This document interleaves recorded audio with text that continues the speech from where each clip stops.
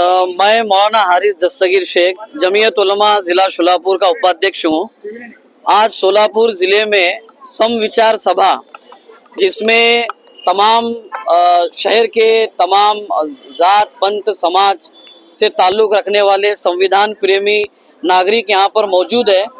अभी फ़िलहाल में चीफ जस्टिस ऑफ इंडिया के जनाब भूषण गवई साहब के ऊपर जो जूता फेंक करके ये सिर्फ उनकी और कोर्ट की नहीं बल्कि इस मुल्क की न्याय व्यवस्था पर जूता फेंकने का एक कोशिश की गई है, जूता फेंका गया है।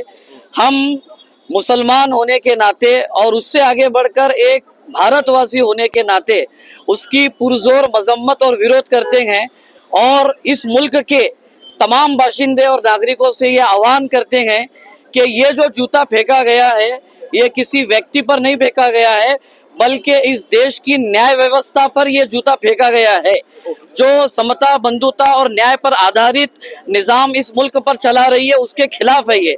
लिहाजा जात पंथ समाज और मजहब से ऊपर उठ करके इसका पुरजोर विरोध करना चाहिए और फेंकने वाले के खिलाफ देशद्रोही का जो है मुकदमा चला करके कोर्ट को जो है उसको उसकी जगह तक पहुंचाने की कोशिश करनी चाहिए। या भारत देशामध्ये उच्च पदस्थ लोकांचा अपमान करण्याची परंपरा कालच्या सर्वोच्च न्यायालयाचे सरन्यायाधीश माननीय गवई साहेब यांच्यावरती एका वकिलाने, माथेबिरू म्हणता येणार नाही आहे, वकिलाने उठफेक करून या भारतीय संविधानाचा आणि कायद्याच्या व्यवस्थेचा अपमान केलेला आहे। यापूर्वी या देशाचे राष्ट्रपती कोविंद साहेब यांना मंदिराच्या गाभाऱ्यातून धक्के मारून हाकलून दिलं।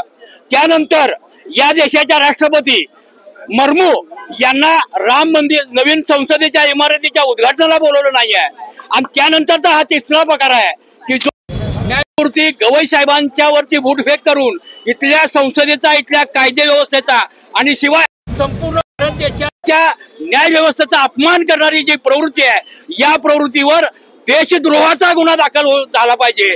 यासाठी आम्ही या ठिकाणी समविचारी लोकांच्या वतीनं हे आंदोलन केलेलं आहे। बांधवांनो, शाई फेकल्यानंतर 307 चा गुन्हा दाखल होतोय।